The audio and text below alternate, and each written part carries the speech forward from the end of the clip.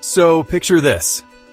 A young man, barely out of his teens, slouched on a park bench. His shoulders are hunched, his gaze distant, like he's physically present but mentally miles away. The world moves around him. Kids laughing, dogs barking, leaves rustling in the breeze, but he barely notices. He's holding a half-eaten sandwich, and his eyes are locked onto his phone. Not because there's anything urgent or important on it, but because it's easier than facing the silence. Just scrolling endlessly through social media, watching this endless highlight reel of other people's lives flicker by. Vacations, promotions, perfect smiles.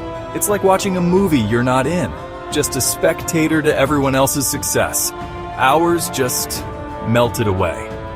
The sun started to set, casting these long shadows across the grass. The golden light made everything look beautiful, but it also made the emptiness inside him feel even more stark. And he felt it, that familiar pang of emptiness, this weight settling in his chest. A quiet ache that whispered, "You're wasting your life." Another day, gone, slipped through his fingers like grains of sand. No progress, no growth, just time lost to the void. That young man? Yeah, that was me. Sitting there wondering how I let it all get so far off track. Lost, adrift, just trapped in this cycle of procrastination and regret. I wasn't lazy, I was overwhelmed. I didn't know where to start, so I didn't start at all. I mean, I was a master at wasting time, an expert at filling my days with meaningless distractions. Anything to avoid the discomfort of trying and possibly failing. Video games, mindless television, endless scrolling. Those were my go-to vices. They numbed the anxiety, but they also numbed the ambition. But deep down, I knew. I knew I was capable of more. I could feel it, like a fire smoldering under the surface, waiting for oxygen. I wanted a life filled with purpose, with meaning. I wanted to wake up excited, to feel like I was building something that mattered. And yet, I stayed stuck, paralyzed by my own inaction. I kept waiting for the perfect moment, the perfect plan, the perfect version of myself to show up. The thing is, the problem wasn't that I didn't have dreams or aspirations. I had plenty. I had notebooks full of ideas, late-night thoughts scribbled on napkins, visions of a better life. I wanted to write a book, travel the world, maybe even make a difference. I wanted to create, to connect, to contribute.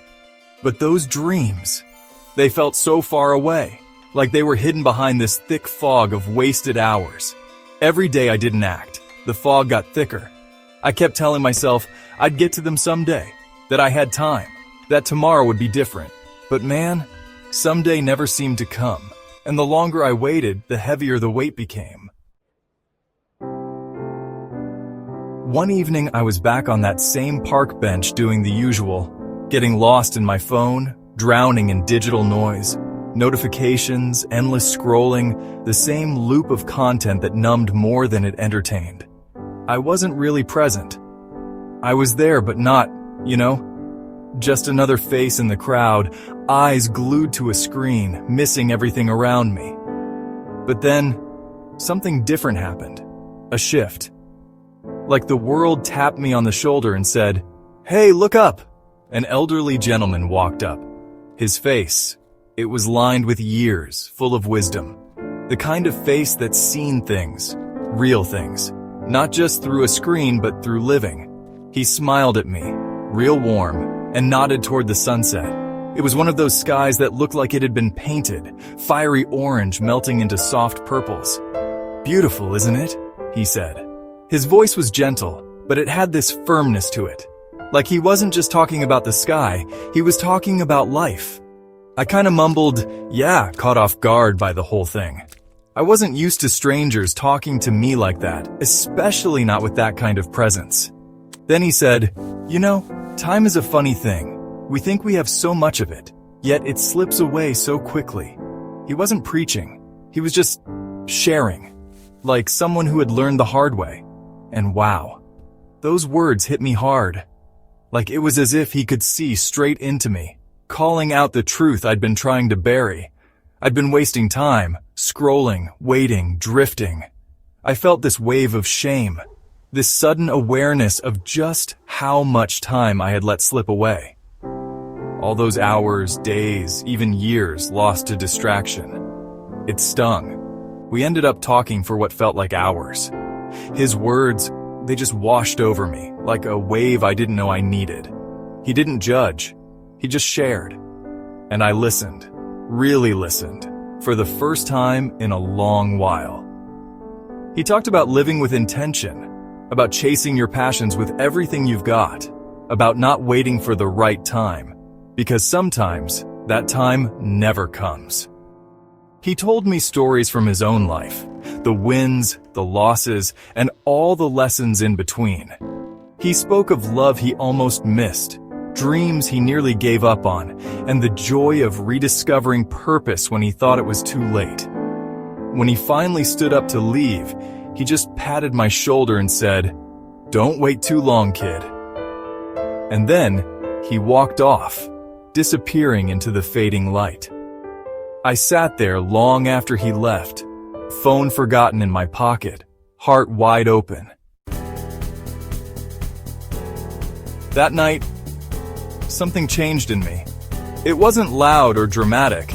It was quiet, like a whisper in the dark. But it was real. A shift I could feel deep in my chest. The weight of all those wasted hours? It felt heavier than ever, like I'd been carrying around invisible chains, forged from every excuse I'd ever made. But this time, there was something else too, a spark of hope. A flicker of belief that maybe, just maybe, I could do things differently, that I didn't have to stay stuck. I realized I had the power to change. Not overnight, not perfectly, but intentionally. And that was enough to get started, to take back my time, to rewrite my story. So I started small. I wrote down what I wanted, just a few lines, a vision of who I could become. I set my alarm earlier, just a little bit at first, wanting to make the most of each new day. Mornings became my reset button, a chance to begin again. I deleted all those time-sucking apps from my phone and replaced them with audiobooks and educational podcasts. I wanted to feed my mind, not numb it. I began to focus on my goals, breaking them down into small, doable steps. I stopped waiting for motivation and started building momentum instead. It wasn't always easy. Old habits? Yeah, they die hard. There were moments I doubted myself, moments I wanted to quit. There were definitely days when procrastination tried to pull me back in, when distractions looked real tempting, like old friends I knew I had to leave behind. But every time I felt myself slipping, I'd hear that old man's voice in my head. Time is a gift. Don't waste it. And slowly, I started to believe it too. So the more I learned about time management and productivity, the more it hit me. I wasn't alone in my struggles. Even the most brilliant minds in history had wrestled with the same challenges. Take Albert Einstein, for example. A man basically synonymous with genius, right? He was actually super protective of his time. He understood deeply that focus was the key to unlocking his full potential. Einstein once said, "It's not that I'm so smart, it's just that I stay with problems longer." That really stuck with me. He knew that real breakthroughs don't just happen, they take sustained effort and unwavering concentration. He was known to avoid distractions like the plague, often retreating into his study for hours, completely immersed in his work. Steve Jobs, the visionary co-founder of Apple, really echoed that same idea. In his now iconic Stanford commencement speech, he told graduates, "Live each day as if it were your last because it might be." That line, man, it hits hard. Jobs got that our time here is limited and that every single moment is a chance to make an impact. He was relentless in chasing excellence, constantly pushing himself and his team to innovate at lightning speed. He treated time like it was his most precious asset, and honestly it was. His legacy is this powerful reminder that urgency isn't about rushing through life, It's about living each day with real purpose and intention. Time. It's the one resource we can never get back. It's the great equalizer, ticking away at the same pace for everyone, no matter your wealth, your status, or where you come from. You can earn more money, buy more stuff, but you can't buy more time. Once an hour's gone, that's it. It's gone forever.